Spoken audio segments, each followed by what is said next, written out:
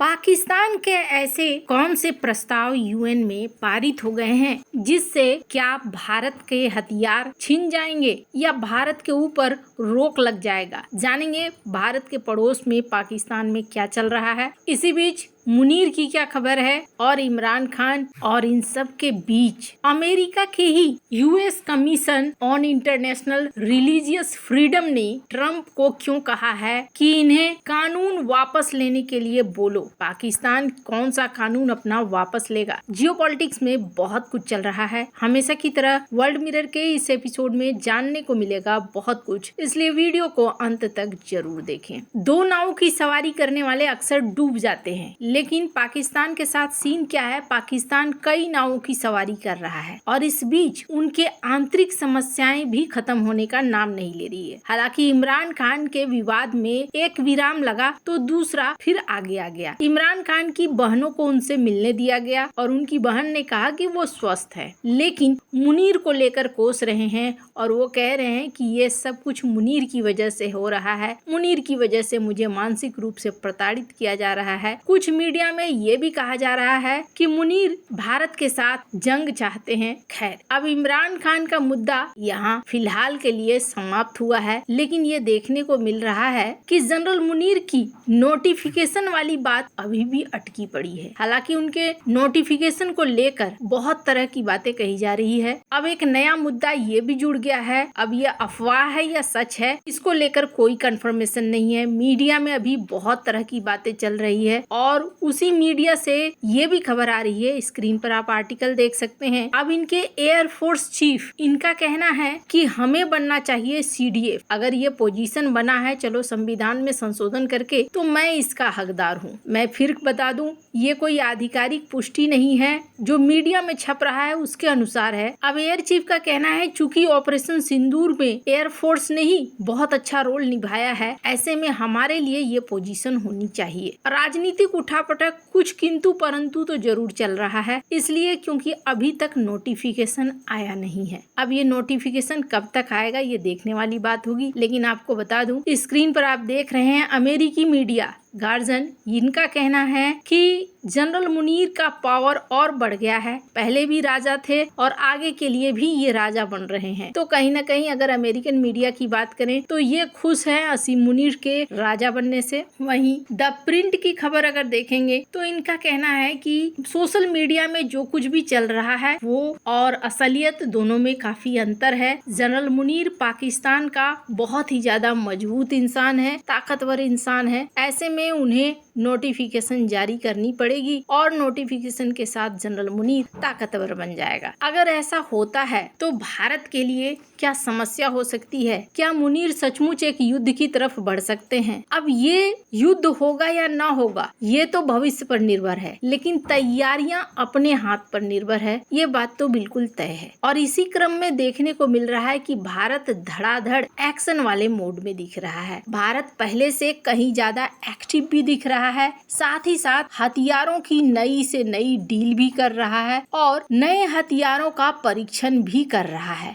हाल ही में भारत कथित तौर पर K5 का परीक्षण करने वाला था। हालांकि कहा गया कि ये नोटम कैंसिल कर दिया गया, पर भारत की शक्तियां तेजी से बढ़ रही हैं, ये पाकिस्तान को भी दिख रहा है। इसी बीच ट्रंप का साथ ये छोड़ना नहीं चाह रहे हैं भारत के डर से, ये देखने को मिल भी रहा है। अभी एक बार फिर से डोनाल्ड ट्रंप ने भारत पाकिस्तान युद्ध की बात करी है कि एक बहुत ही खतरनाक युद्ध को मैंने रुकवाया, मुझे तो नोबेल पुरस्कार मिलना चाहिए। लेकिन लोग कह रहे हैं कि जब तक मैं रूस यूक्रेन का युद्ध नहीं रुकवाऊंगा तब तक मुझे नोबेल पुरस्कार नहीं मिलेगा। इसके तुरंत बाद पाकिस्तान की तरफ से भी रिप्लाई आया कि हाँ जी, एक खतरनाक युद्ध को रुकवाया है अमेरिका ने। अब ये क्यों कर रहे हैं इतना लीपापोती? ये इसलिए कर रहे हैं ताकि डोनाल्ड ट्रंप के साथ इनके संबंध बने रहें। हालांकि आपको बता दूं, डोनाल्ड ट्रंप भी इस वक्त अमेरिका भी पाकिस्तान को अपने साथ लेकर ही चलना चाहता है। इसका एक एग्जाम्पल देखिए, 19 देशों की लिस्ट जारी की है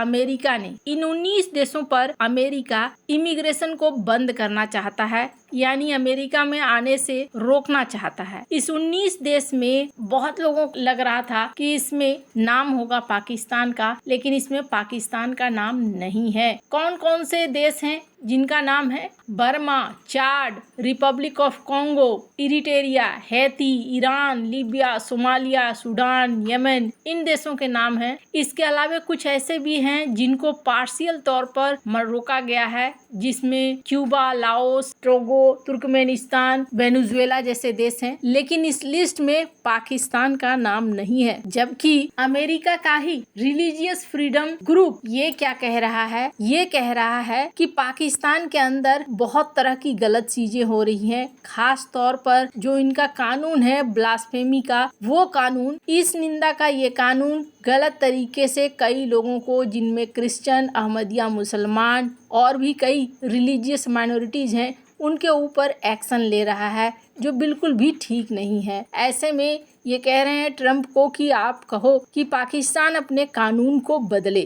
अब इन सारी परिस्थितियों के बीच में यहाँ अभी ट्रम्प कुछ भी नहीं बोलेंगे पाकिस्तान को, क्योंकि जियोपॉलिटिकल गोल कुछ और है। लेकिन पाकिस्तान डरा हुआ है और पाकिस्तान को ऐसा लग रहा है कि हो सकता है भारत किसी की ना सुने, और इस वजह से पाकिस्तान सीधे दौड़ा है कहाँ? यूएन। और यूएन में ये 4 प्रस्ताव लेकर सामने आया और यूएन में रिक्वेस्ट कर रहा है, जिसकी वजह से इस प्रस्ताव को पास भी कर लिया गया। वैसे आपको लगेगा कौन कौन से ये प्रस्ताव हैं? ये प्रस्ताव यूएन की फर्स्ट कमेटी में चर्चा के बाद पारित किया गया है और उसके अनुसार पाकिस्तान चाहता है कि इन प्रस्तावों पर काम हो। प्रस्ताव क्या क्या हैं? पहला है क्षेत्रीय निरस्त्रीकरण, यानी कि दक्षिण एशिया जैसे संवेदनशील क्षेत्रों में हथियारों को कम करना। यहाँ पर भारत का सीधे नाम नहीं दिया गया है, लेकिन दक्षिण एशिया का नाम दिया गया है। इसके अलावा क्षेत्रीय और उप क्षेत्रीय संदर्भ में विश्वास का निर्माण करना, सीमा संवाद होना, सैन्य अभ्यासों की सूचना होना, सांस्कृतिक आदान प्रदान होना, गैर परमाणु हथियार वाले राज्यों को परमाणु हथियारों के उपयोग या धमकी से बचाने के लिए अंतर्राष्ट्रीय व्यवस्था होनी चाहिए। और चौथा, क्षेत्रीय और उप क्षेत्रीय स्तर पर पारंपरिक हथियारों का कंट्रोल होना चाहिए। अब एक चीज तो समझ में आ रहा है कि पाकिस्तान यहाँ भारत के हथियारों को कंट्रोल करना चाहता है। अब बहुत सारे लोग सोच रहे हैं यूएन में ये प्रस्ताव पारित हो गया, इसका मतलब क्या होगा? क्या भारत को अब हथियार निर्माण रोकना होगा या भारत के ऊपर कुछ एक्शन होगा? ऐसा कुछ नहीं होता है। ये प्रस्ताव कूटनीतिक है, किसी को बाध्य नहीं कर सकते हैं। इस वजह से पाकिस्तान की ये कोशिश कोई फायदा नहीं देने वाली है। हाँ, ये जरूर है कि पाकिस्तान का डर जरूर दिख रहा है कि भारत बहुत तेजी से हथियारों को न सिर्फ बना रहा है, खरीद रहा है, बल्कि बेच भी रहा है। हथियारों के मामले में भारत आगे निकलता जा रहा है। वैसे आपको क्या लगता है इन सब मामले में? आपकी क्या राय है? कमेंट कर जरूर बताएं। जल्द मिलते हैं अगले वीडियो में नई खबर के साथ।